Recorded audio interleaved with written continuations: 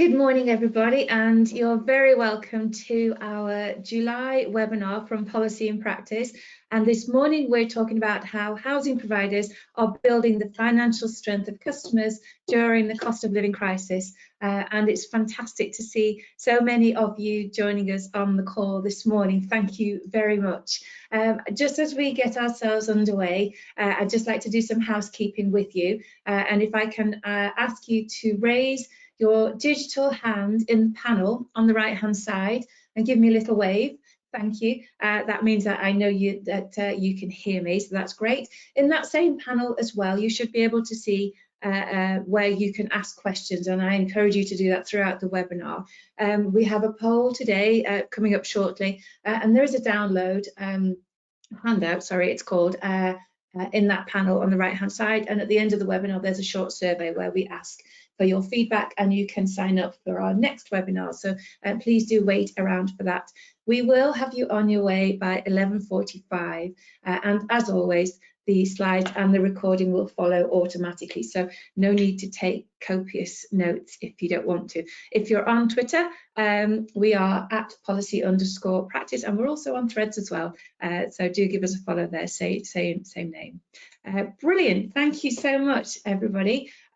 So for those of you who are new, welcome, it's great to see you. Just a little bit about who Policy in Practice is. So we're an organisation believes in the power of technology and data to change people's lives using data for good.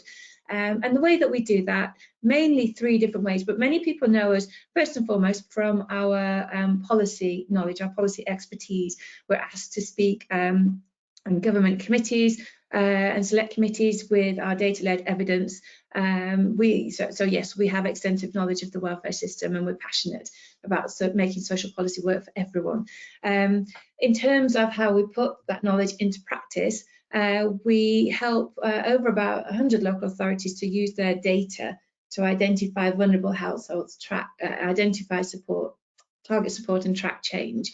And then our award-winning Better Off calculator that's listed on gov.uk. It engages around about 10,000 people every day, and we estimate it delivers about £720 million into people's pockets every year, which is obviously very important during this cost of living crisis. So that's just a little bit about us, and we'll hear a little bit more today about the calculator in particular.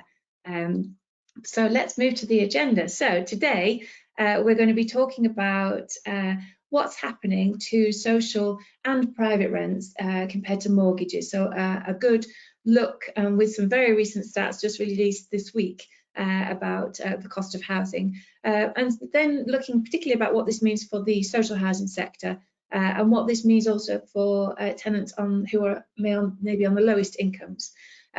We're going to spend the most of the time today, though, talking with our two guest speakers who I'm delighted to introduce shortly. So the Northern Ireland Housing Executive and Community Housing Group, and we'll be hearing how those two housing providers are meeting these challenges. My colleague Ed will talk about the Better Off calculator, and as I say, we're going to have plenty of time for Q&A at the end.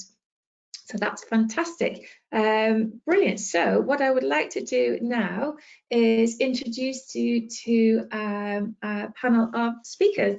So if our panelists could put their cameras on and their microphones on just to say hello, that would be fantastic. Brilliant, thank you. So my name is Janet Harkin. I head up the marketing team at Policy in Practice, and I'd like to introduce you to my colleague Jack. Hi everyone.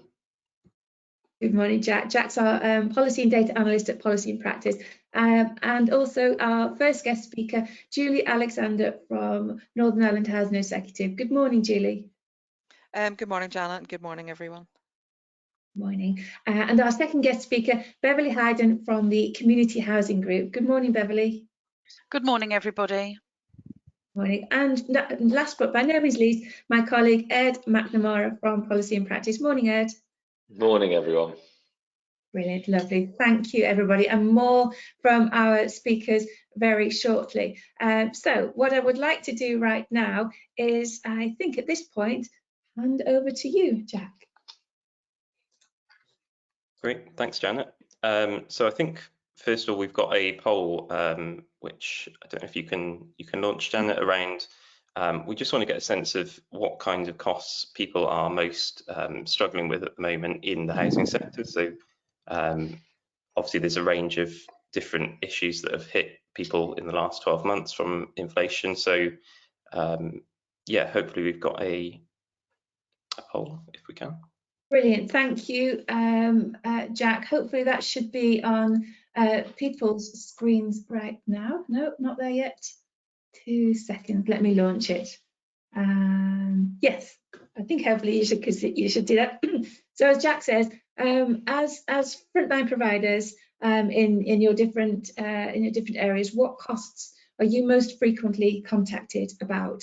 And I appreciate, as always, with our polls, it could be any combination of these, but which one is the most frequently, what frequent one? Is it housing costs? Is it utility bills? Is it credit cards or loans, including from friends and family? Is it council tax, or is it food? What would be the main thing that you think people are contacting you about? I can see plenty of people voting, so thank you very much for that. It's neck and neck in one of the options, so do make your vote count. And then once we have got all the votes in, I'll close the poll, share the results, and then ask Jack to comment. Great, thank you. I'm going to close the poll now and share the results on the screen. Jack, hopefully you could see those. What do you make of those results?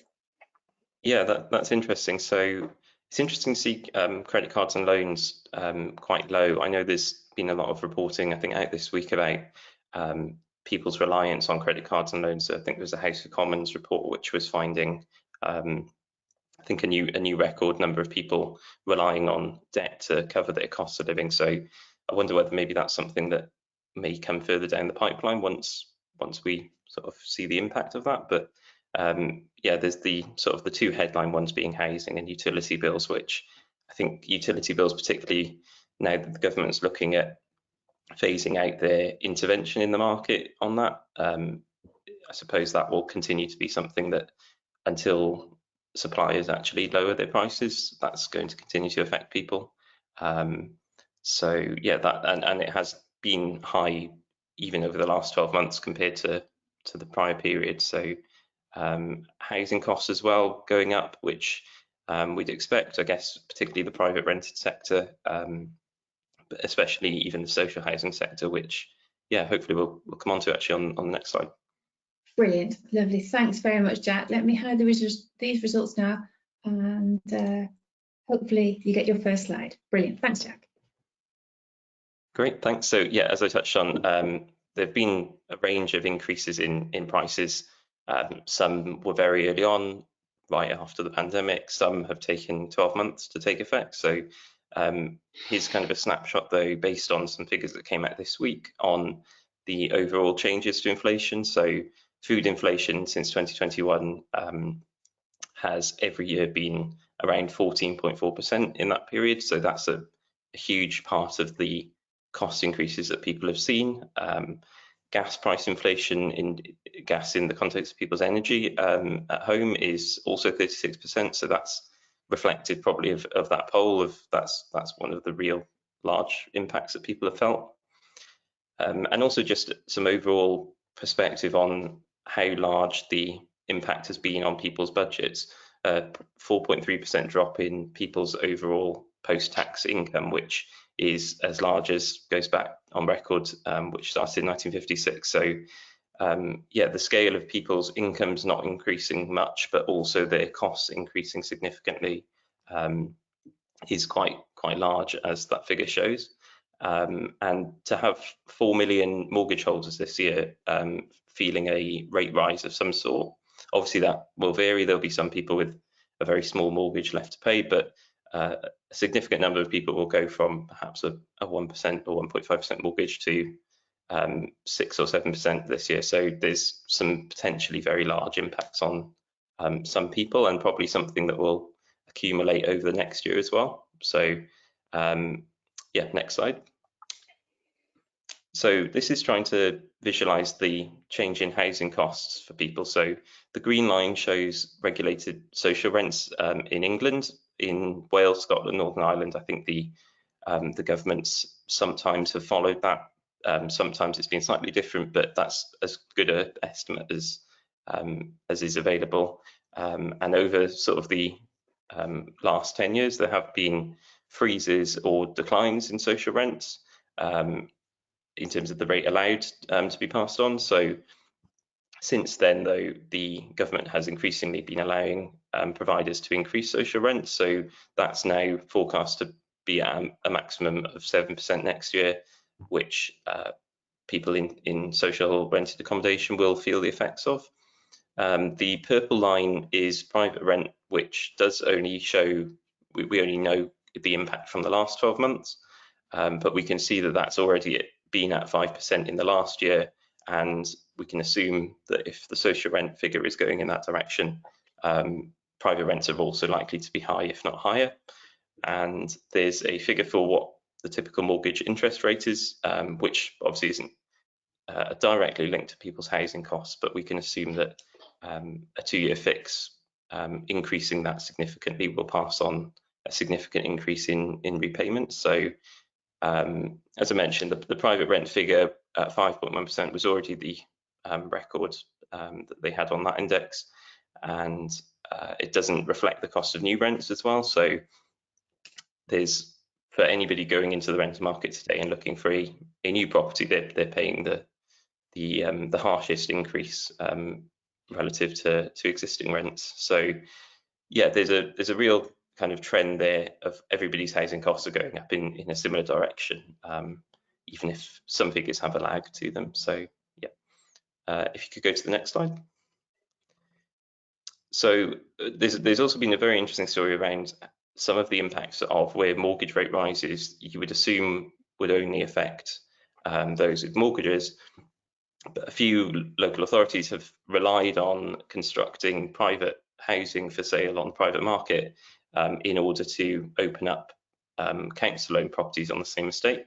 So in the case of one London borough, they have now been struggling to sell the properties that they were going to sell on the private market, which has prevented them from making their social housing available on the same estate. So there's a real dysfunction in the market at the moment where if people can't buy and sell private market properties, that's also going to be problematic for the rest of the sector as well. And we've also been involved with a report with Savills and the LSE in London, which has noted a significant trend of landlords looking to leave the market as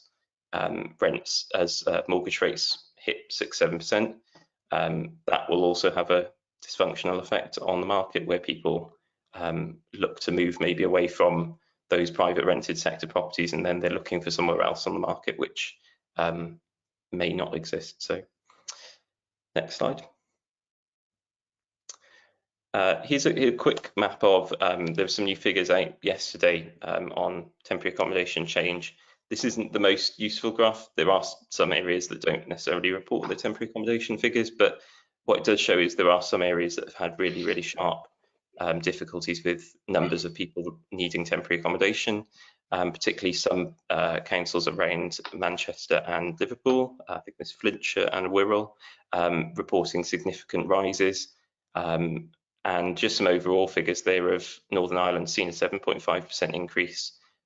Wales had almost a 20% increase, and presumably, although the London boroughs are not shown on that one, they've undoubtedly had very large rises as well. So yeah, that's kind of the face of when people have been coming out of that the rented market for whatever reason.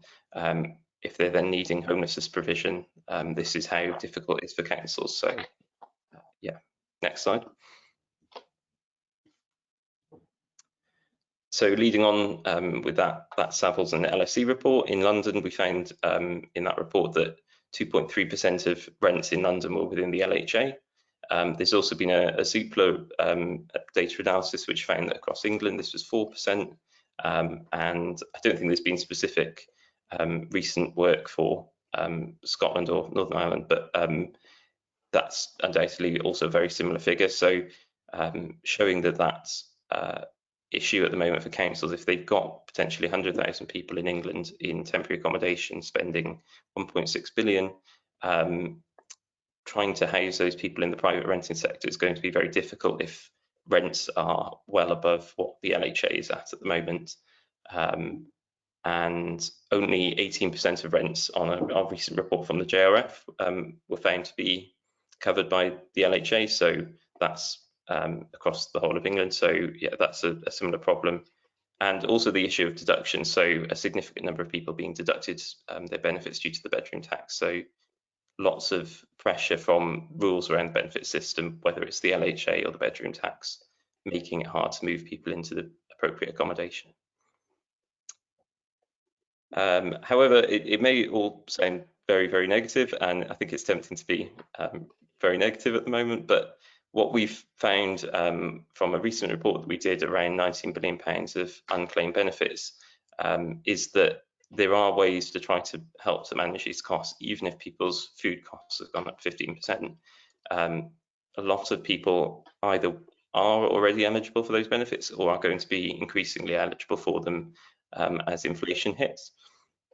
So there's already, according to our estimate, 7.6 billion in unclaimed universal credit, 2.9 billion in council tax support, almost 0.9 million in pension age housing benefit, and unclaimed water, broadband and other benefits of 2.2 billion. So that last point particularly is around people's bills that they pay. So where people are seeing costs passed on through their bills, it's really vital that they get the subsidies or benefits that they're entitled to help mitigate those costs. And often it's that people just aren't aware that they're already eligible for it.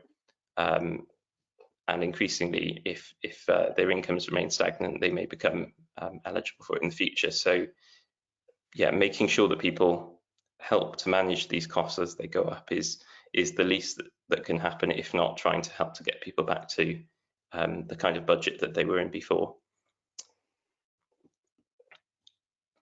And that's sort of my side, so I'll hand back to you. Great, lovely. Thank you, Jack. Lots of stats and lots of information to share with us there. And I think what we would like to do now is hand over to Julie to talk to us about the situation in Northern Ireland and introduce us to Northern Ireland Housing Exec. So over to you, Julie. Thank you. Thank you, Janet. Good morning, everyone. I'd like to start by thanking Policy and Practice for inviting me along to speak to you today.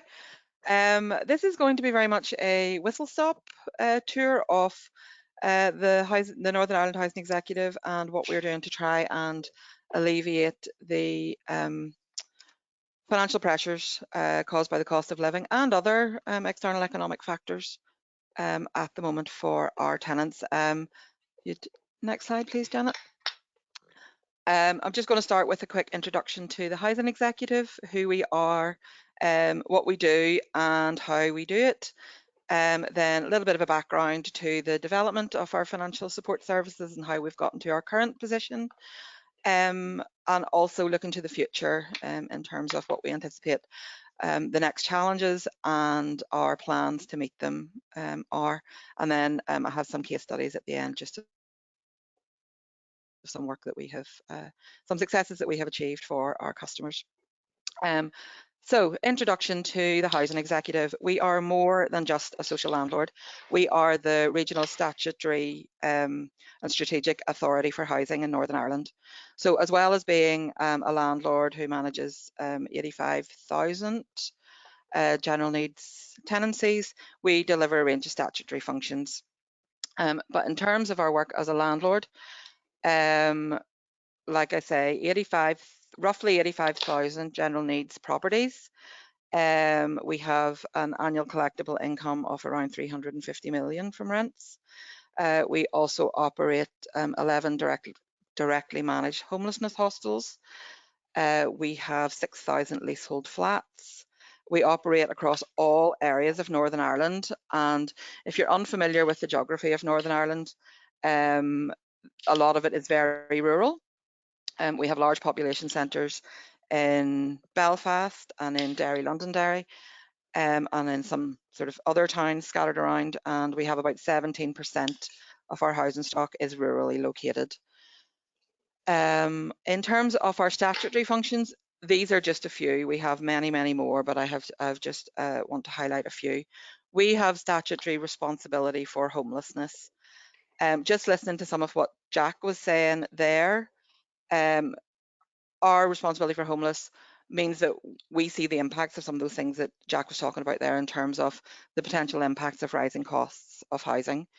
Because obviously that puts people at risk of homelessness if they're unable to afford their current tenure, or if landlords are leaving the market, the private rented market, because of rising interest rates. So we very much see both sides of the coin there.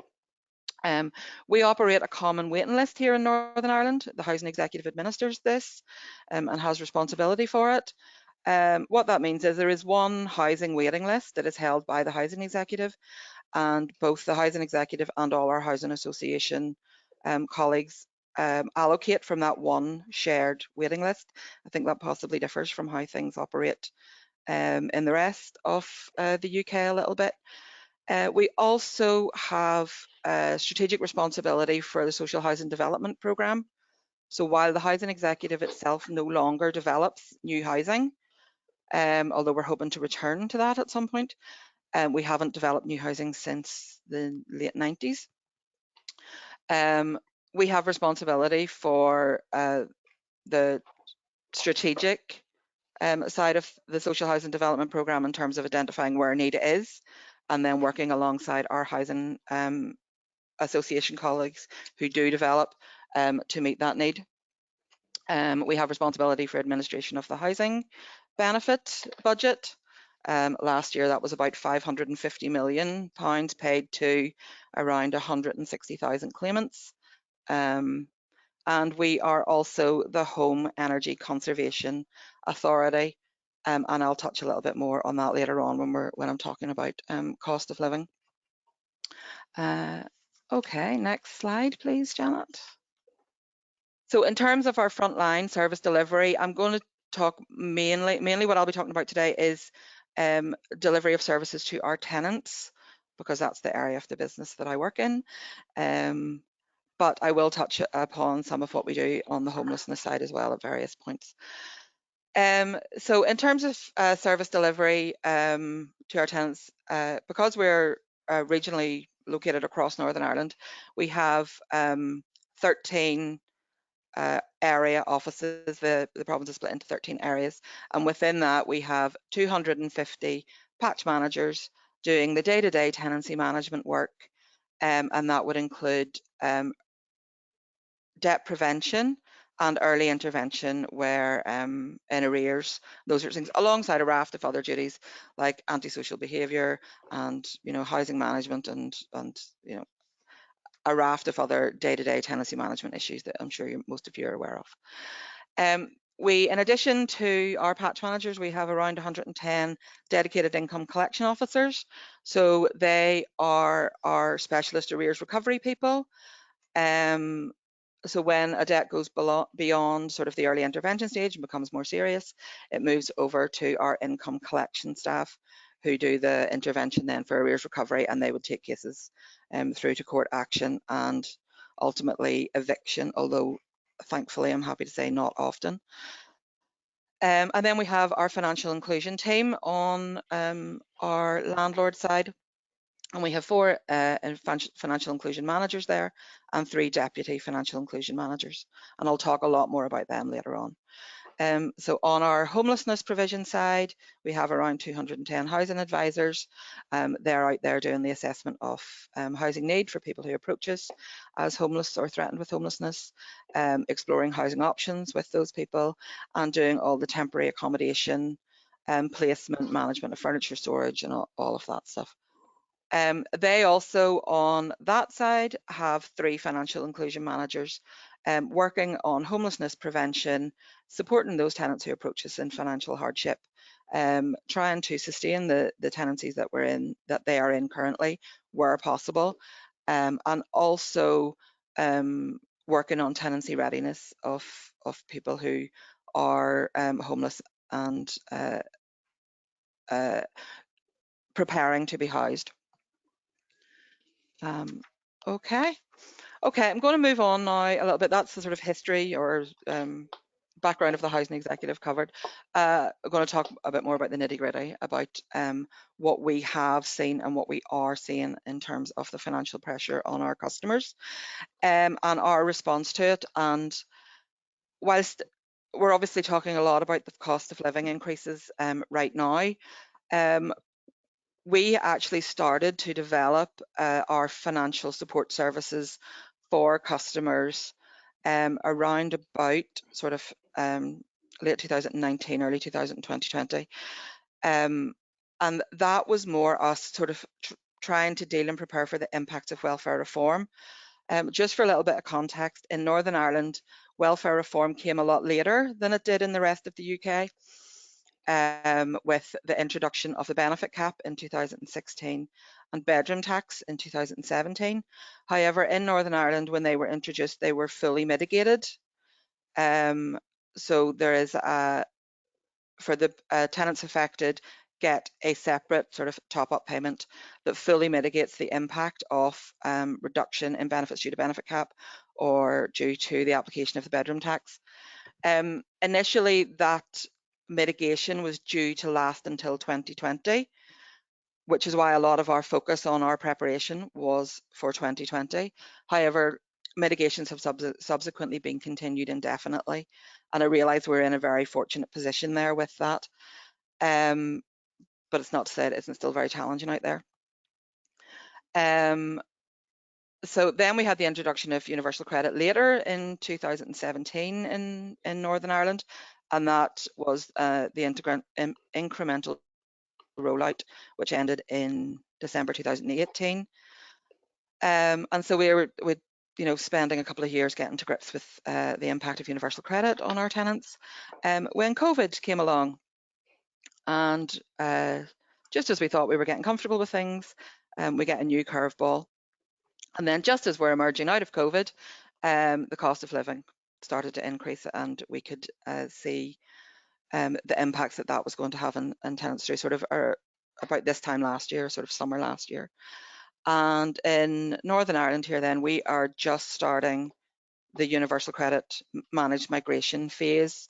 The Department for Communities here, who administer universal credit, are just in the discovery phase for it now, with 500 customers who have been issued with a migration notice. I appreciate that in parts of the rest of Great Britain, you are much further along with that managed migration phase than we are. So this is kind of the perfect storm of elements that have brought us to where we are today in terms of increasing financial pressures on our customers.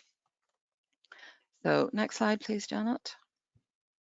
So in terms of our response, pre-2020, when everything was still relatively rosy, we had what we called financial capability assessments. Those were basically income and expenditure sort of assessments that we did with customers when we deemed necessary, when we could see that they were struggling.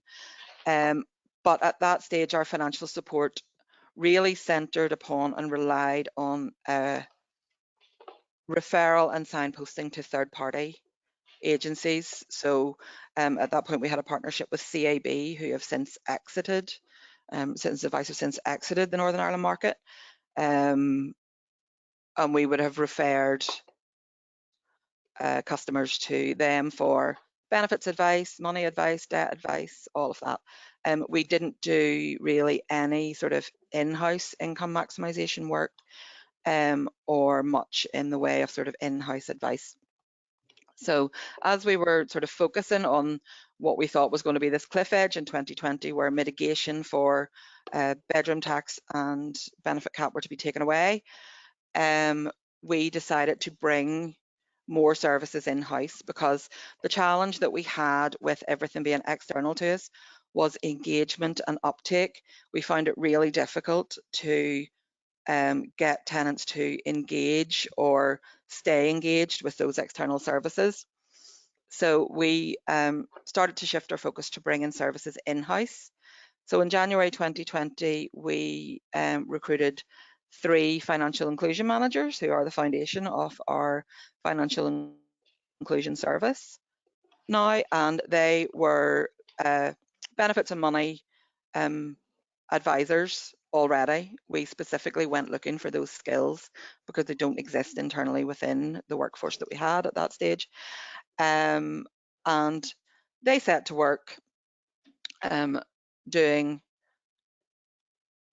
that sort of intensive financial support with tenants, but they had barely got their feet under the table when COVID hit in March 2020. So the bulk of their work through 2020 and 2020, really up until this year, has been reactive. Our frontline staff are identifying people in financial trouble and referring through to the financial inclusion staff, and I'll talk a lot more about this service in a moment. Then once we had the financial inclusion managers in place, we introduced a service that we call Making Your Money Work. And it's been through several reviews and iterations so far. And we are constantly sort of reviewing and updating how it works. But basically, that is an intervention by frontline staff with tenants who, at key points in their tenancy journey, to connect them with relevant services to improve their financial well-being, and I'm going to talk about them a lot more in a second. And through 2020, after we'd introduced our financial inclusion managers, and while we were starting to develop this Making Your Money Work service, we were also trialling the policy and practice benefit and budgeting calculator, the Better Off calculator. And we finally fully implemented that in January 2021 with all frontline staff. So all our patch managers, all our income collection staff, and all our housing advisors have access and use of that. Jumping forward to 2022, based on our successes over that period, which I'll talk about more in a moment, we were able to expand the financial inclusion team by 4 people. We added an extra financial inclusion manager and 3 deputy financial inclusion managers. And at the same time, we were establishing and growing the financial inclusion team on the homelessness side as well. There's 3 staff on that side. And they have sort of come in incrementally across that 2-year period as well. And then most recently, we have fully rolled out our Making Your Money Work service to all frontline staff from January of this year, but it has been an incremental progression to get to that stage. The challenges that I'll give you a little bit of background of the Making Your Money Work service now.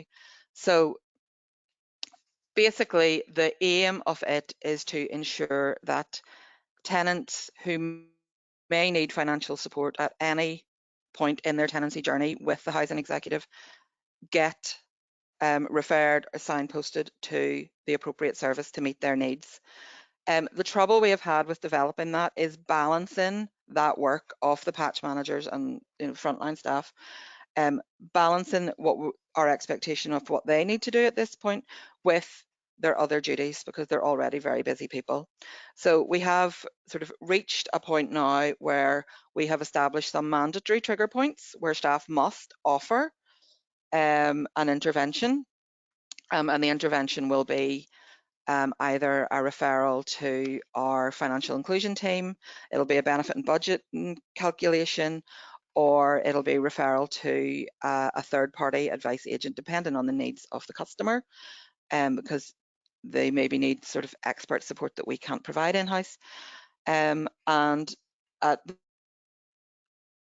the mandatory trigger points currently are at the start of a new tenancy, once an arrear has reached the stage where a final arrears letter is being prompted, when the next action on rent arrears prompted is county court action, and when a tenant enters a debt relief order.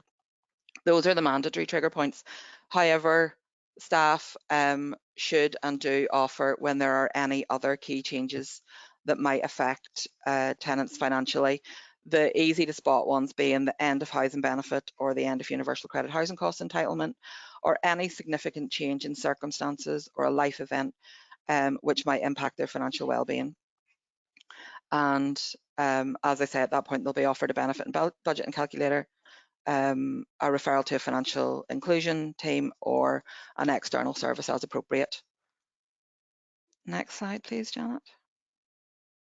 So just a little bit of what we've achieved over the last year, and bearing in mind that it was only fully rolled out to all staff in early 2023. There are some statistics about what the financial or the Making Your Money Work service has achieved over the last year. So we had over 6,000 services offered. Tenants don't have to take it up. It is voluntary.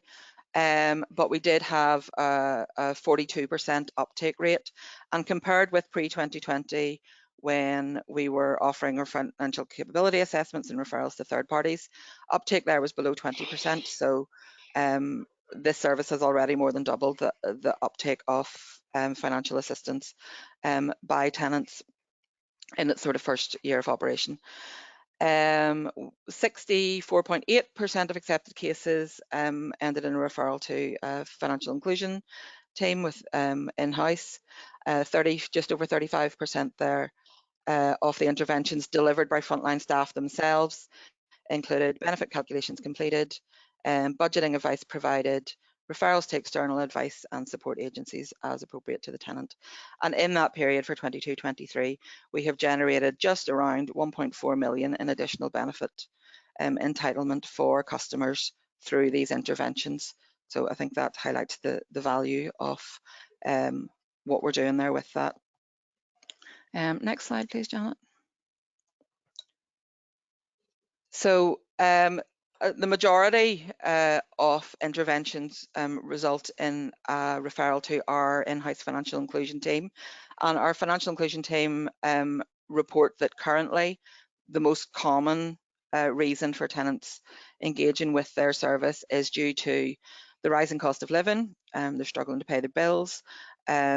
Just reflecting back on the poll earlier, food and cost of utilities are the things that they're reporting most often struggling with.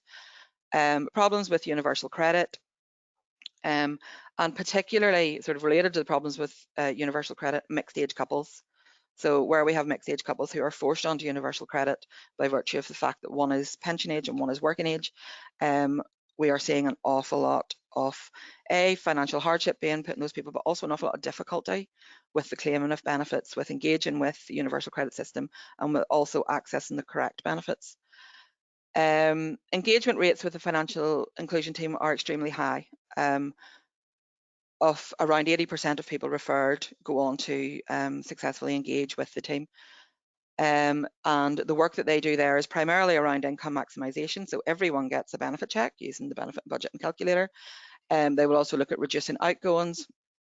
They will look at access to other forms of support in terms of if there's food poverty or fuel poverty, access to charitable funds out there that may be able to assist. But the vast majority of what they do is around benefits, around maximising benefit uptake, around resolving issues with benefits, and also things like benefits appeals. They get involved with those on behalf of our tenants. So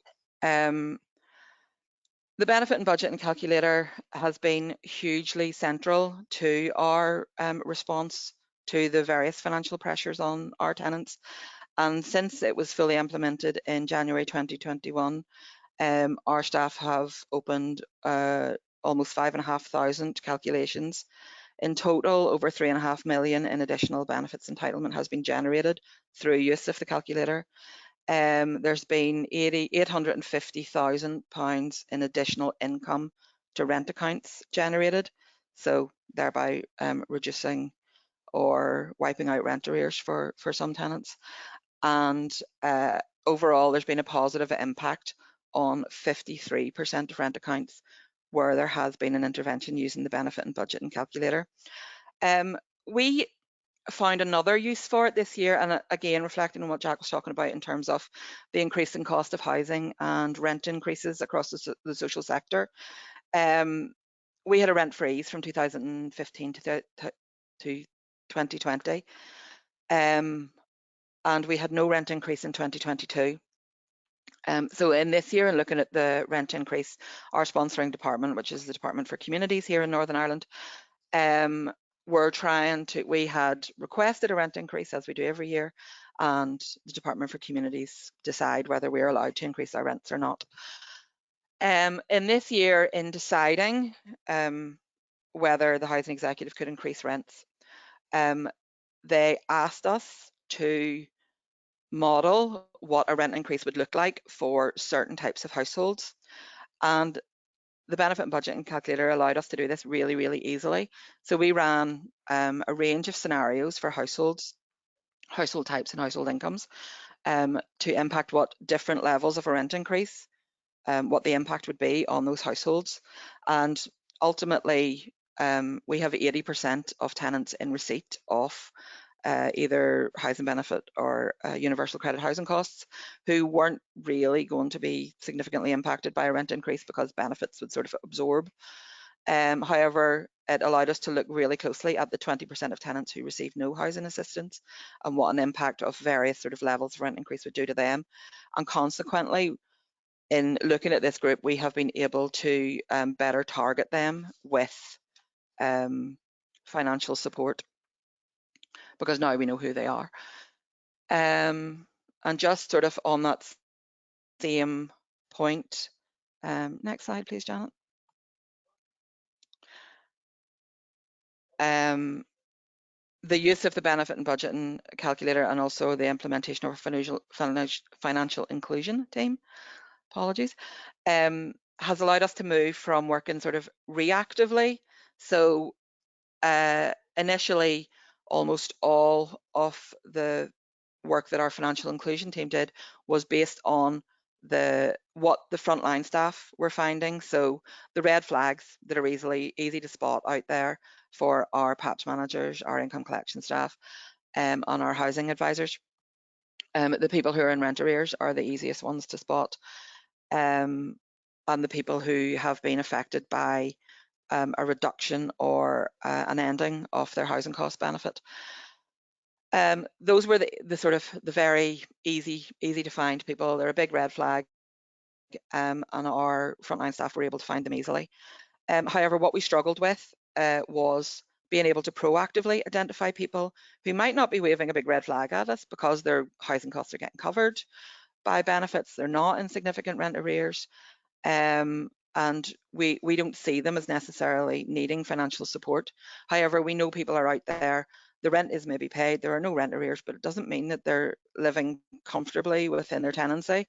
They might be struggling to pay for the utilities, buy food, all of those things.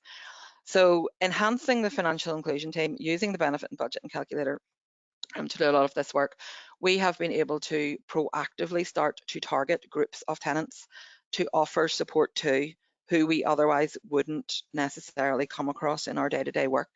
The first group that we looked at and that we are currently working with is our pension age customers.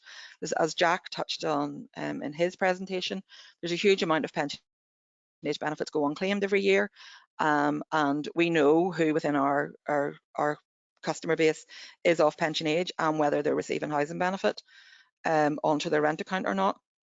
So if they're not, we are now contacting them to offer them a benefit check, and in some of my case studies you'll see some of the successes we're getting there. And as I mentioned, we're also able to target those customers who don't get any housing support as well, to offer them a benefit check and see if there's anything more we can be doing for them. We're able to deliver more services in-house with a bigger financial inclusion team, albeit that we only have 7 servicing 85,000 tenants, so it's not a huge amount of staff. But they are able to provide more face-to-face advice. They're able to get out and about more often. They're able to better meet the needs of our vulnerable customers by going to see them in their houses if needs be, or in a location convenient to them. And we have, as an organisation, 300 community networks embedded within our communities, and they are often at the heart of those communities. They have relationships with our customers that we don't necessarily even have, and they are able to be advocates of our service. They're able to provide us with venues to go out and provide advice and run advice clinics and things like that, and they're able to identify to us people who might need help, and they're also able to help to build that rapport between they will often do a bit of work with customers with the sort of, building up that trust, because not all customers trust that their landlord has their best interests at heart on a wider financial. I think some of them really feel like we're up to something if we're offering them support, when really all we want to do is help. So that's kind of an overview of where we are currently. I'm just going to move on very quickly to talk about future, as it's very timely. We are just about to launch our new financial inclusion strategy. That's a 5-year strategy running from 2023 to 2028. Our vision is very much to try to build the financial resilience of our tenants by putting financial inclusion related focus and services at the heart of as many services that we deliver as possible. And the key objectives are to maximise income, promote financial flexibility, open doors to better finances, and to provide more communication and information. We have sort of 3 pillars of the strategy, which are prevention, priority, and potential. And we have done it in that way to allow us to be dynamic. Sort of prevention and potential are our sort of aspirational pillars, the things that we want to be able to do to prevent people getting into debt, or to develop the potential of other services to meet wider financial needs. But we have a pillar in there, it's priority, and that allows us to be dynamic and shift our focus as needs be as the economic world around us shifts. I was hoping to be able to give you a link to the strategy today, but it's just going through its final sort of edits before it gets published. But happy to share that with anybody who wants to see it if you want to get in contact with me afterwards. And finally, our cost of living plan. This time last year, we cross-divisionally within the organisation, a group of us all with interests in this area of factors affecting our tenants, got together and we sort of talked about a plan, because at this time last year we sort of cost of living was big news, but we expected it to be sort of relatively short term, and our focus was on assisting tenants through sort of the winter mainly. Getting through, what was going to be what we expected to be a difficult few months. A year down the line, we now realise that it's not a short-term thing. We're now looking at another winter approaching, and actually tenants affected are possibly in a worse situation now, as Jack touched upon in his presentation. Tenants are potentially borrowing more to meet the increased cost of living. They've maybe exhausted savings that they had at the onset, and actually there is no end in sight. The situation is not improving.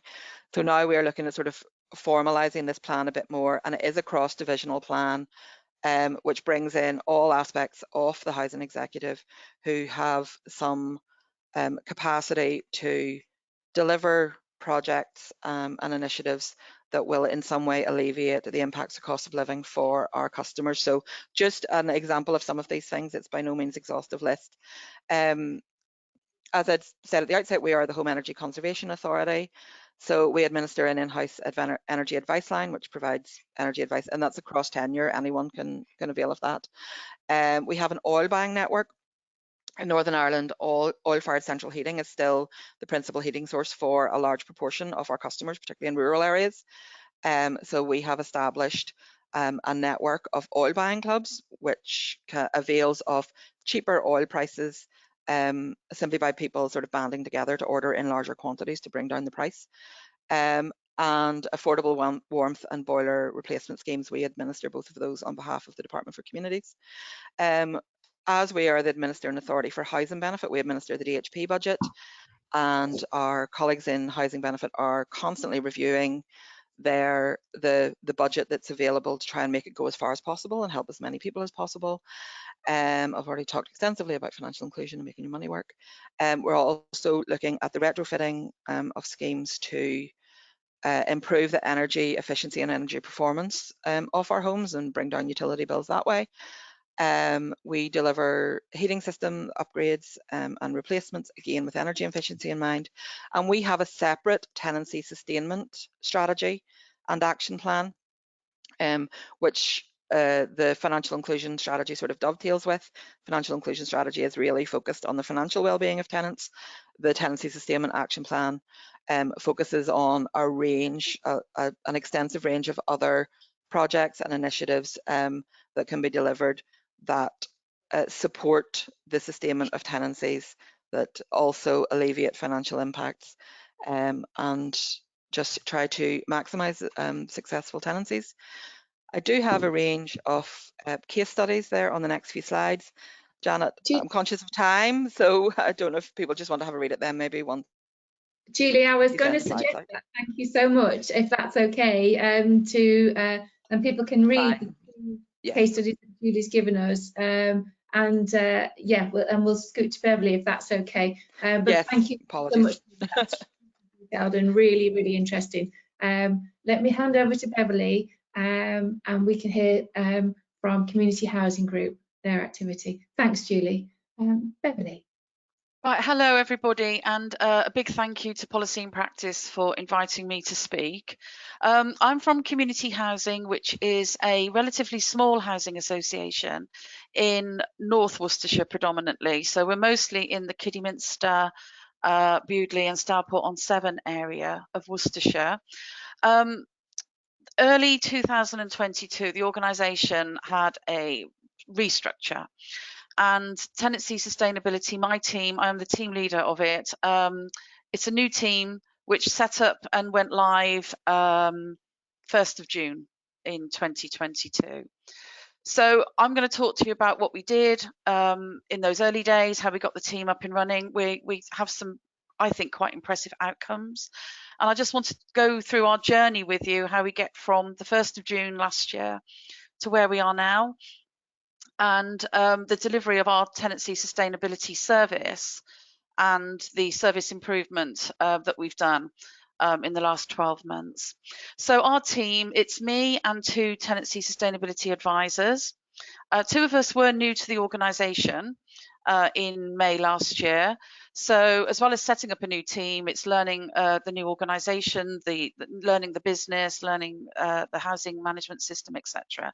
So it was very, very intense at the beginning, but I'm very proud. We have supported and given advice to over 2,100 customers in the last 12 months and increased annual income in the form of benefits and lump sums, etc., by 4.1 million, which I think is quite an impressive figure. So I will tell you a little bit more about how we've done that and the way that we've kind of embedded into other frontline services here to show you how we grab our customers and very proactive in how we improve their income.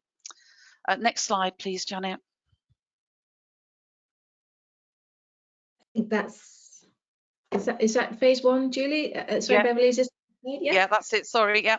So initially, it was to embed ourselves with other teams that existed here.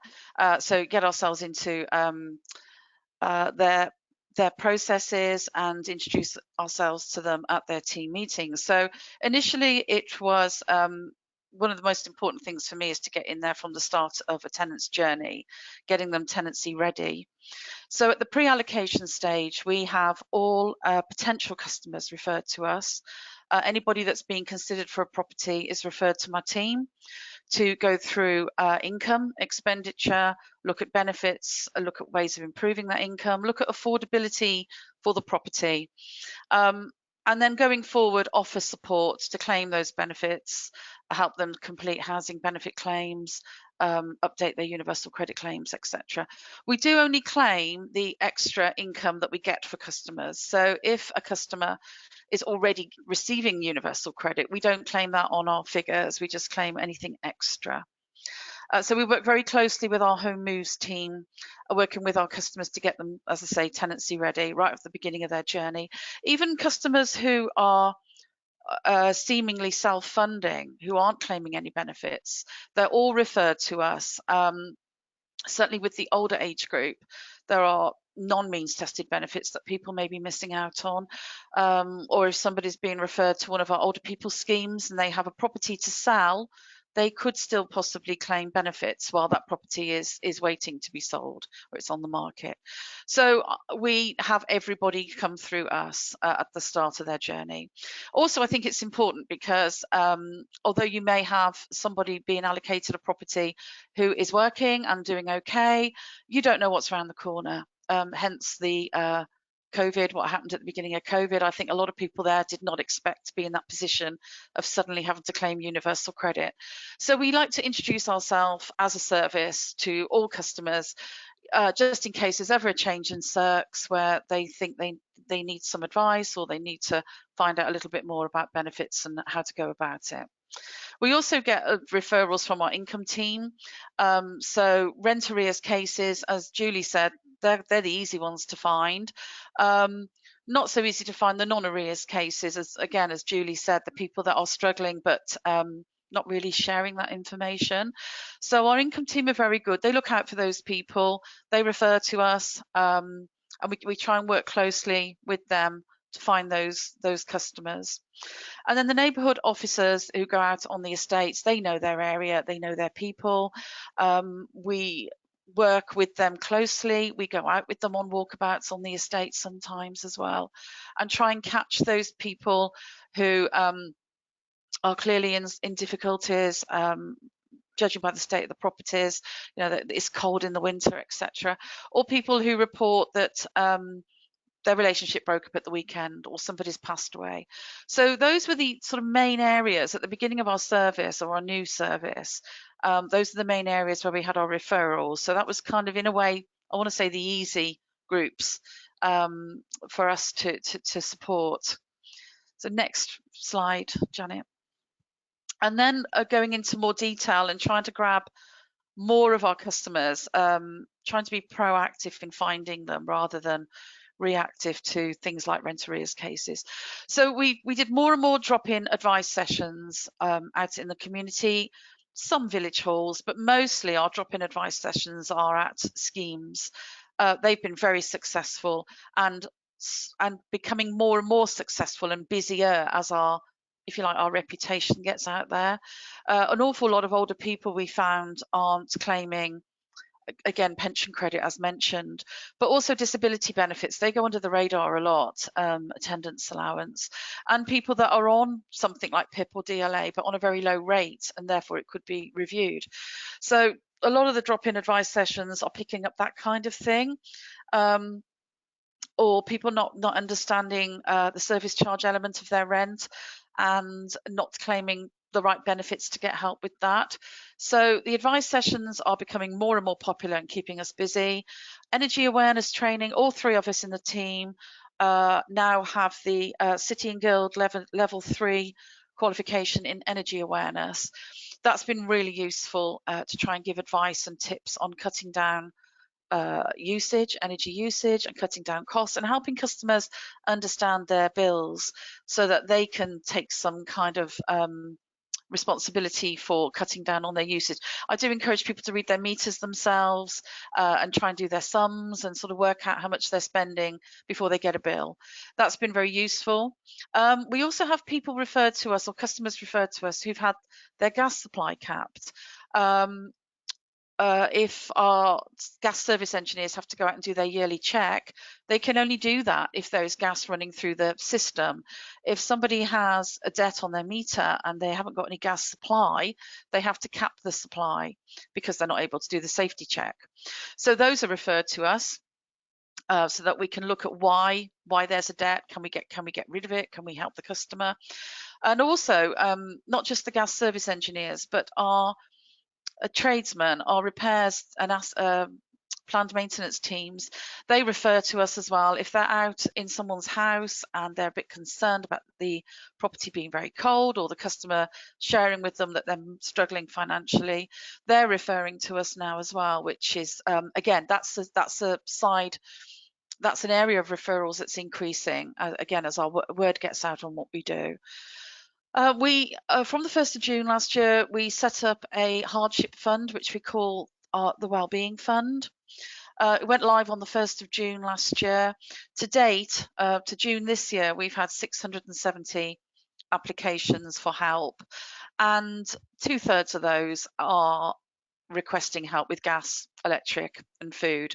So to fit in with what Jack said earlier, definitely most requests to us, or most referrals for people struggling financially, they all mention gas and electric bills, and they all mention food. So we've spent £107,000 in the last year, and 2/3 of that has gone on energy and food vouchers. Food parcel requests. So if customers contact anybody in our housing association asking for a food parcel, those people are referred to my team now before they get the food parcel. So we deal with them very urgently, deal with them on the same day. We ring the customer. We are not checking, we're not sort of judging them about needing the food parcel, but the reason for the phone call is to find a little bit more about the story as to why they need a food parcel, and to look at whether we can fix it, whether we can make things better for them, improve finances, or find other ways around the problem. And then we obviously we issue the food parcel. But that's good, it works well for our food parcel or food banks in the area. We've got more than one. We've got Trussell Trust, we've got an independent one, and then we've got several food shares. They all like to know that those our referrals have come through my team. It gives them more confidence in knowing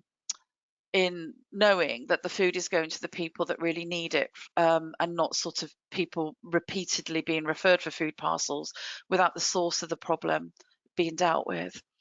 And under 25s, housing under 25s who are on the very basic rate of benefit, which is £292 a month. That's very difficult. These days, most bills, household bills, exceed £292 a month. Gas, electric, food, water, internet connection. You know, you're already at £300 a month. So most social landlords, I would assume, are nervous about allocating properties to people in that category. So we've been talking to our local authority. We have one main local authority, seeing what we can do for that. So they've agreed to put a payment on the rent account up front for the ones that we're concerned about as a cushion. It's not rent in advance. It's not instead of the person paying rent. It's there to give the landlord a little bit more confidence. And then that young person is referred to our employability team, who are called Unity here, to work with them to find work and to increase their income.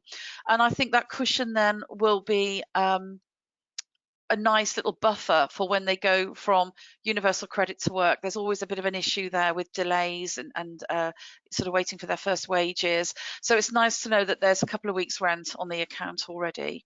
So that's very new. It's something we've only just done in collaboration with the local authority. We're also just quite literally just started a project with our Worcester County Council, with the Children's First teams. We're calling it our Connections project, where we're giving extra support to care leavers who we assign their first tenancy. So we're working with the personal assistant from the care leavers team to support that young person for as long as needed. We're looking at about 12 months, but it could be more, could be less, very tailored to the individual. So we'll be a little bit more proactive. And if we're trying to get hold of that young person and they're not responding to our phone calls, our texts, we will work with the PA to make sure that we do actually speak to that person, to make sure that they've got their benefits sorted out, they're registered for the gas, electric, council tax, etc. So just that little bit extra support. And again, they will be referred to our employability team as well, to try and work with them to look for work or just get them job ready, whatever skills they need. And we do a lot of community walkabouts with the neighbourhood team. We've done a lot of cost of living exercises on the estates, packages of leaflets and booklets that we've designed with top tips and support and signposting, where to go to get help with this, and sort of tips on saving money.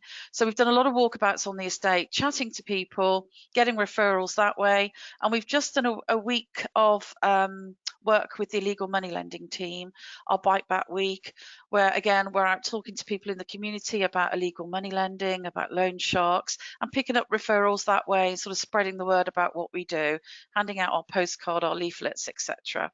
And we are finding now that we're just over a year old, that a lot of our referrals now are coming directly in from the public, which is great. That's exactly what I wanted to happen. So a lot of people are contacting us via the company website, via Facebook, or talking to their neighbours, getting our phone numbers, etc. So that's good. It means that people are hearing about the work that we do and aren't afraid to contact us. So next slide, please. So this is just some of the benefits that we've supported with in the last 12 months. And this is the weekly increase in thousands. So as you can see, in the last 12 months, we've supported customers to get an extra £36,000 in universal credit. And as I say, that is just extra income that we get for people. It's not, we're not counting any existing benefits they were getting. And the PIP, a lot of new claims. We do an awful lot of PIP claims, and we've still got 51 outstanding that we're waiting for assessment, because as you know, they can take a few months. So those are some of our figures there. Next slide, please, Janet. And then our lump sum payments as well, we record those separately. Obviously, they're not a weekly increase. We work very closely with our local authority, and in the last 12 months, we've managed to gain £56,000 in DHP payments. And then the energy bills support scheme, we have a lot of properties with service charges that include the personal gas electric to the accommodation. So they've been able to claim their £400 from the government's energy bill support scheme this year. So we wrote to all of those and supported where needed for them to get their extra £400. And then the rest of it is backdated benefits, charity payments. The household support fund, we've been very fortunate to get lump sums for some of our customers on their energy accounts from the household support fund through Act On Energy. That's been a brilliant scheme. Quite proud of the work that we've done with them. So yes, I should have said this at the beginning, really. As I say, we're quite a small housing association. We're just over 6,000 tenancies, and we've only really just started analysing our data to the extent that we're doing now. We're doing a bit of a sort of data cleanse at the moment to try and use the information that we have to try and target the customers that need help, certainly regarding tenancy sustainability. So, which surprised me to find out that 50% of our tenancies are with people aged 55 and over. So yeah, that was something I wasn't expecting to see. And interestingly as well, I started keeping stats on our food bank referrals from the 1st of April this year. And we've done 60 food parcels since April, or we've referred for 60 food parcels, but only 12 of those were for families, which surprised me. It's mostly single people asking for food parcels, which again I think reflects on the level of benefits for single people, people that don't have disability benefits or children in their assessments. It's a very low level of benefits to try and manage the current cost of living payments on a basic household. So yeah, a lot of food parcels for single people. So we are in the process of collecting a lot of data, and I've mentioned there about vulnerabilities. We're asking customers to sort of tell us about other data that we're holding. So moving forward, I do want to get our teeth into the data that we hold on our customers and try and target people more. I think we do quite a good job of it now, but I'm sure we're missing a trick somewhere. Policy and practice tell me that there's 20.4 million of unclaimed benefits in the Wild Forest area. So I want to try and work with the local authority to try and find those people, the silent customers as we call them. We're going to be doing a lot more work with our income team. I've managed to get funding for an additional tenancy sustainability advisor on my team from September, so we've got more resource. So do a lot more work with the income team and establish some mandatory triggers where referrals are made to us. But again, catching those customers, as I said earlier, that aren't on arrears, that's the challenge there. A targeted pension credit campaign, again, that's been mentioned by other speakers. Pension credit is underclaimed. I also think disability benefits are underclaimed. So might be the two may be done at the same time. And in this area, it looks like the universal credit migration for tax credit claimants will start in autumn this year. That's yet to be completely confirmed by the DWP, but I was told recently that it's planned for the autumn. So working with the data that we have to maybe target tenancies where there are children in the household, assuming that they may be on tax credits. That's the plan going forward. Next slide. So top tips, sorry about that expression, but top tips for leading a successful tenancy sustainability team. I am proud of what we've achieved in the last 12 months, and very much that depends on the people in the team and working closely with other teams in the organisation. So recruiting the right people on your team in the first place, that's a big deal. Takes the right personality, I think, to be a tenacious tenancy sustainability advisor. My background is welfare benefits. That's all I've ever done since I left school. But I think you can learn that. I think it's down to the personality of the people in the team. It's so important to want to do the right thing for our customers and to support them in every way we possibly can. Aim high in what you achieve. I think some of the challenges I found when I started here and started the new team was that I seemed to be a little bit overambitious on what I wanted the team to achieve. But I think results have shown that we can do it, and we have been doing it, and we will continue to grow the service and achieve more. Working well with other teams, I'm very proud of that. This is a great organisation with great teams, and we do work together extremely well. Lots of collaboration, lots of projects that we're doing together, and sharing good ideas, good working practices. And promoting, you absolutely have to promote all the time what you do, because when word gets out there, other teams hear what you do, other partners, outside organisations hear what you do, and most importantly, the customers hear what you do, and they then begin to grow faith in what you do. So that helps people to come forward and ask for help. And having that presence in the community, be seen, very, very important indeed. I found at our dropping advice sessions, lots of people now look forward to seeing us. They come and chat to us about all sorts of random things, and often that leads to help that they didn't realise they had a problem with something, and then we end up finding a way of helping them. So often what people think is a primary problem is not, and there is something in the background that they didn't realise they could get help with, and then in chatting to us, we help them. So understanding your tenants and the demographic, as I said earlier about the age ranges of our tenancies, or tenants in our tenancies, and the surprise with the food bank referrals as well, knowing what the patterns are in your area. That's really important. And that comes around with sharing with other partners. We've just set up, or I've just set up a money advice best practice group. So we've had our first meeting. We're going to meet quarterly, and that's with other housing associations, local authorities, citizens advice, etc., various advice agencies in the area. We get together and just discuss what we're doing, sharing good practice, sharing good ideas, looking at discussing things like universal credit migration, how we're going to tackle it, how we're going to proactively find customers that are going to be affected. And we've also set up a food bank forum meeting group, and again we meet up every quarter, so all the various food outlets in the area, charitable food outlets and advice agencies, we meet up, discuss current trends, what's happening, how we can support each other, how we can do the right thing to get the service out there to the right people.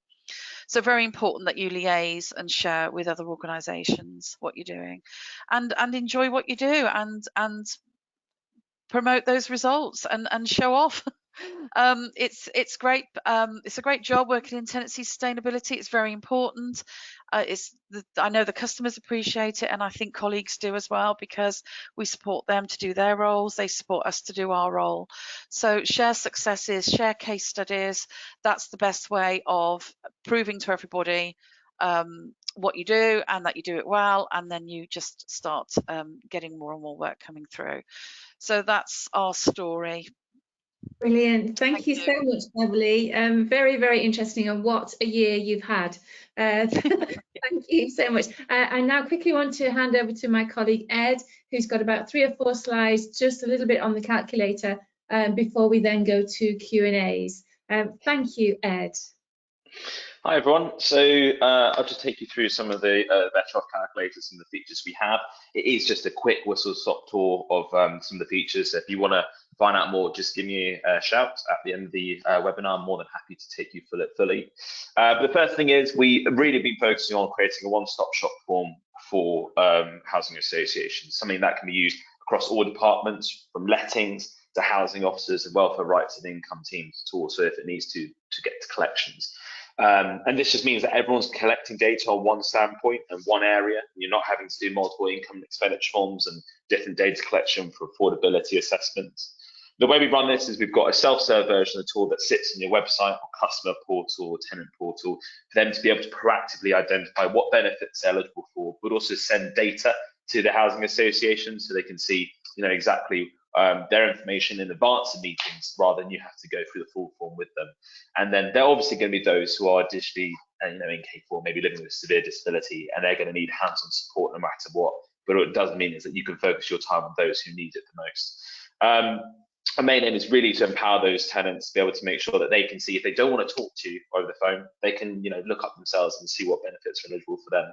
And it has helped a lot of housing associations to deal with the rising demand, and I think we're only going to expect worse in the coming winter. Jump to the next slide. Perfect. So within the calculator, we have an internal case management system which allows you to passport information between teams. So as I said, the lettings team can complete this as part of the initial RNE form with a tenant, get income maximization pre them getting the keys, and make sure they're as financially sustainable as possible before you even get to a point of arrears. If someone does fall into support of the income team, they've got a case already existing that you can just build on top of, which saves you time. And if they do unfortunately end up at collections, you've got the full tenant journey there visible for everyone to see, and they don't have to retell their story. I mean, the one thing that we want to try and create is that tell me once piece, where a tenant just wants to say they're struggling once to you and wants to tell the housing association or one person wants their story. They don't have to keep telling everyone that they're struggling and keep being passed on by different teams. This is also massively integratable with your housing management systems or CRMs, just to prevent double keying, because we need to make sure that we're doing everything we can to save your income teams the time that they have and the precious time they need during the day so they can get through as many support calls as they can. Next slide, please, Jenna. Next we have is the user interface itself. So it was very much made for both the non-benefit experts and benefit experts. So we get 2.5 million people using the calculator each year. A lot of them tend to be members of the public, have no idea about the benefit system, but we have an intuitive, streamlined, intelligent questioning format, which means that all relevant questions are hidden, which means that you don't have to be a benefit expert to know what to answer. We are the fastest and the most accurate tool out there. And that's mainly because not only do we create it bespoke for the organisation to fit all teams, but also we'll work with you to make sure that anything that you don't want on there is removed, and focusing mainly on the accuracy. Thank you, Janet. So what we come up with is an accurate income maximisation support system where we can say exactly what statutory benefits are there, and we are the most encompassing calculator out there due to the fact that we're looking at both not only statutory benefits of legacy and universal credit, but often the support that is neglected for cohorts such as students and non-UK nationals. I believe they're often left out on a lot of these softwares, and that's because they are quite difficult cases, but we're making sure that we're addressing all tenants and seeing what else we can do to support. And all these steps are tailored and actionable for the tenant themselves, so they can either do those next application process or connect you to exactly where you need to go to be able to take those next steps. Next slide, please, Janet. Thank you.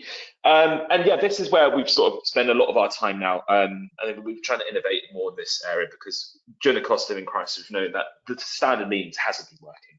And we've got to work with the private sector, with our current clients, with the DWP, to try and find ways to see what more we can do to help tenants. And one way we've noticed with the £19 billion on unclaimed benefits is that a lot of it is because people don't know about the different support that's out there, but also the challenges of getting that support.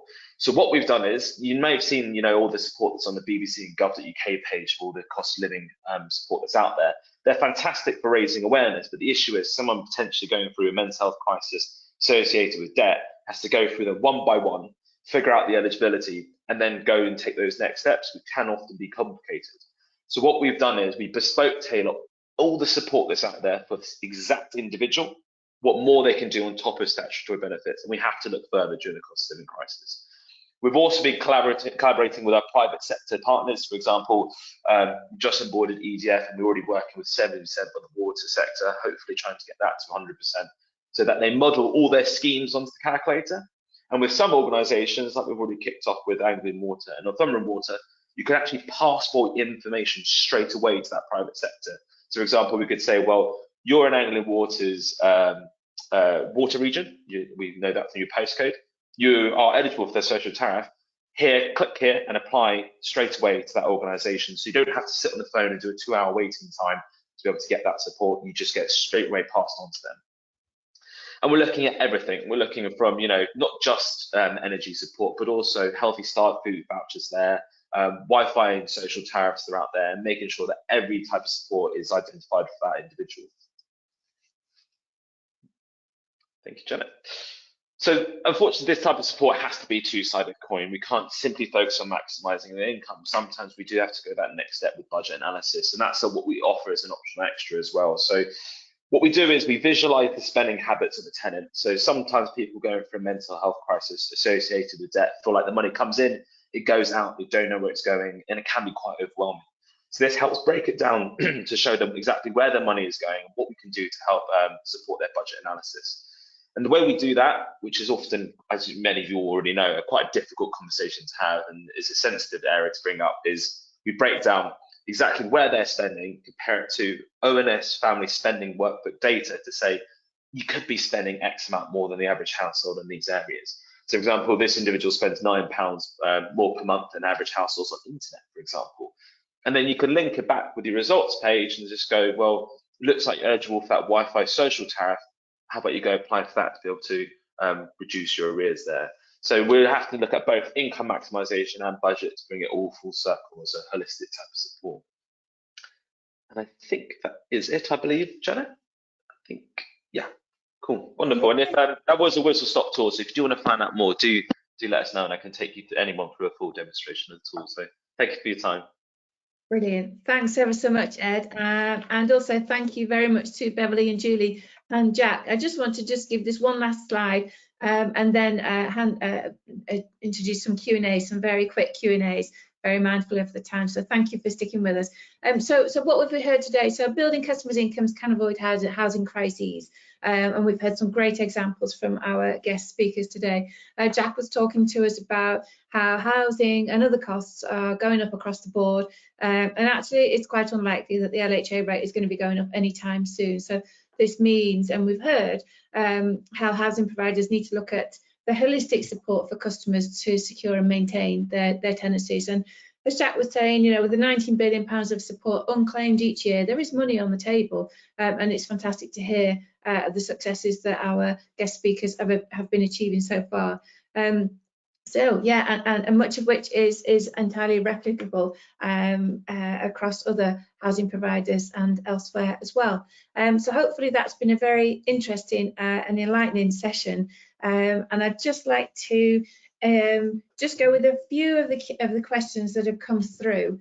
So if I could ask our speakers to put their cameras on, and I'm going to give some questions to people. And starting off, Beverly, first to you, if I may.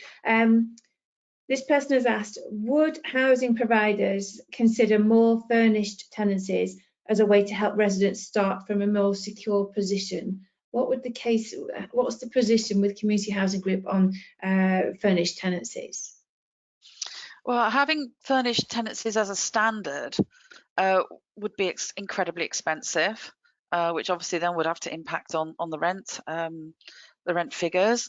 What we do here is if a customer does not have anything, we have our hardship fund that will pay for some white goods and some furniture, but it is a bit restricted. It's not going to furnish an entire house. So this is what the tenancy sustainability team will try and do, is find other ways of getting the other things paid for. So we'll pay for some, and there may be other household support fund pots or other organisations in the area that will provide. It depends on the family's circumstances. So we work with that customer to try and get furniture together. but no, not as a standard. Great, thank you. What's the situation, Julie, for the housing exec? What do you do there? It is something that we have examined, but there is actually a legal impediment to us doing fully furnished tenancies here.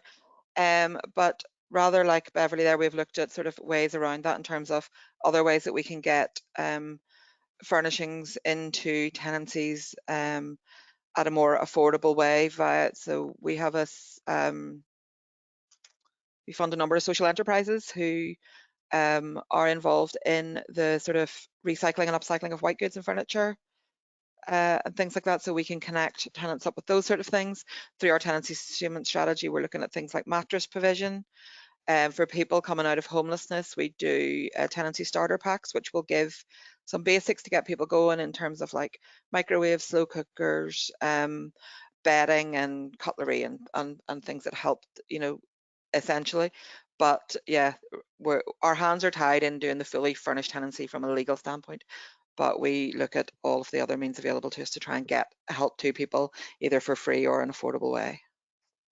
Brilliant, thank you. Thanks, Julie. One person here is asking, do you have any advice about residents that have high personal charges in their rent? Well, that doesn't mean a lot to me, but I'm sure it means a lot, Beverly and Julie, to you. High personal charges in their rent. I don't know what that what high personal charges could be. I mean, like I said earlier in my when I was talking, if there are the utility bills, the energy costs are included in the rent, or the service charge element of the rent, then benefits will cover that, is eligible for benefits if the customer is entitled to universal credit or housing benefit. I don't know what other personal charges there might be in the rent, so apologies there. Okay, Julie, any thoughts? I'm afraid I also can't help because I'm not sure what is meant by high personal charges. And actually, as a landlord, we don't have service charges on any of our properties. So Okay. if it's a service charge related thing, it not applicable here. Okay, thank you. So third question, sorry. And Julie, if I could come to you first, how are you involving your customers in creating the solutions provided for them? Well, we work really closely. I suppose the benefit of being a very large landlord is that we have a whole team dedicated to community cohesion and working with our community networks on the ground. So we have direct access to customers via our community networks. We actually have a dedicated we have what is called a central housing forum, which is a selection of representatives from our community networks who direct and consult on a lot of our business, so they are a key consultee in everything that we're doing. Through my work, I have a direct subgroup of that, which is tenant representatives who we work directly with. We bring everything, all the suggestions to them that we're doing, we consult upon it with them, we develop them with them, and we work very closely with community, and that's just an absolute bonus of having a well-developed community network that we do as a large organisation, so we can directly get to the tenant voice very, very quickly and easily. Brilliant, thank you. Beverly, how does it work with you? It's like the flip side of what Julie said. We're a small organisation, and I think that gives us a sort of an easier ride with tenants engagement. We also have a customer volunteer action group, which is tenants representatives. We work very closely with them and listen to what their feedback is. But we have lots of various Facebook pages depending on areas and neighbourhoods, and then our neighbourhood coordinators as well invite people to contact us. So we do get to hear from customers in many different ways. Community hubs, they feed into us what customers are saying, and then our local authority, their financial inclusion team, we work very closely with them, and they are very hands-on on the ground, and they do share information, and we do work with the same customers, so we share individual information as well as general. So I think it's pluses and minuses for large and small I think, you know, it works the same plus points for us. Yeah, brilliant. Thank you. Beverly, if I could stick with you, if I may. Second to last question, what steps can be encouraged to help people take responsibility for improving their budgeting skills? There's quite a few questions around budgeting skills. What kind of help do you give to people to improve their budgeting skills? Yeah, it is a challenge budgeting. We do use the policy and practice benefits and budgeting calculator to print things off for customers, but it is difficult because it's down to the individual, isn't it? So we do look at outgoings. If we look at improving income, of course we do, but then we look at outgoings, and sometimes you can trim outgoings, sometimes you can advise, and you can say, you can get a cheaper deal on your internet connection. You can lose that. You don't need that white good insurance, or those kind of things. But sometimes it is just personal habit, and I think there's no fantastic answer to that. Even yesterday I was talking to somebody who really does spend their money, and how do you get around that? It's very difficult. You can advise, you can guide, you can point in the right direction, but really it's the individual, isn't it? Yeah. Julie, from your point of view, what kind of work would the executive do to help customers with budgeting? Well, again, we're using the benefit and budgeting calculator, so everyone that we carry out an intervention with gets the benefit of going through that process with it. As Beverly said, it can be tricky in the budgeting side of things because tenants aren't always forthcoming with all of their expenditure. There may be debts that they don't disclose, and that's tricky, particularly around illegal lending and things like that. They may not wish to discuss with us. Yeah, a bit like Beverly has already said, we try and identify all the places that they can make savings, whether they want to or not. We can offer all of that assistance. But we also look at that for those tenants who we would consider, serious, in serious rent arrears. And if we go through a calculation with them and it identifies that there actually is no disposable income, we use that information to inform how we proceed with those people, which is actually that we can halt arrears recovery with them for a period of time while we work with them to try and maximize their income or help them get maybe connected up with specialist debt advice services and things like that. And then we'll revisit after several months to see they can then resume arrears payments. So it's a valuable tool for us in informing us about people's situations, but you are relying on a level of honesty about what their actual incomes and outgoings are, and a willingness to make changes if there are changes to be made. It's tricky. Yeah, indeed. So then the last question, if I may, start with yourself, Julie. What other information, other than information giving, is there anything else that local authorities could be doing? Wow, there's lots of things. There's lots of things I'd like to be doing. Your chance to give a cry out to local authorities. What more could they? What else could they be doing? Would you say? Oh my goodness. Well, I suppose without knowing what everyone's doing out there already, is just really trying to do all that you can to support customers out there, everything that is within your gift and within your power to do it, and to get to as many people as possible. I think one of the things we have struggled with the most as a landlord is we are not the people that our tenants naturally turn to. Yes, if they have an issue with rent or an issue with their housing related benefits, maybe they'll come to us first. But for all other, if they're struggling with other costs and other things, then I don't think they necessarily look at us as a source of support, the first source of support they would go to for that. And if I could sort of wave a magic wand, I would just want all of our tenants to have a better understanding of that. And I think that's a challenge, particularly maybe for local authorities and things like that, is developing that understanding in your tenants that you are there for more than just those kind of very sort of statutory things, that there is more available, and that's the thing that we are really struggling with, getting that message across. So I think all we can do to get that information out there is that we can help with more than just the rent and those sorts of things is really key and really important.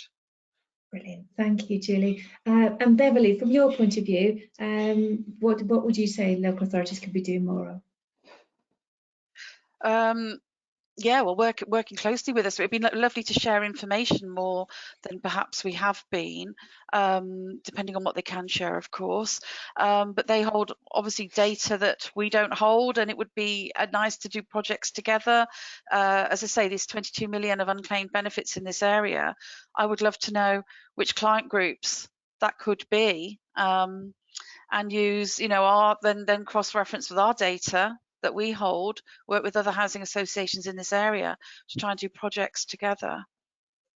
Yeah, brilliant. Yeah, absolutely. And I did put, and thank you for bringing that up, Beverly, about the unclaimed benefits.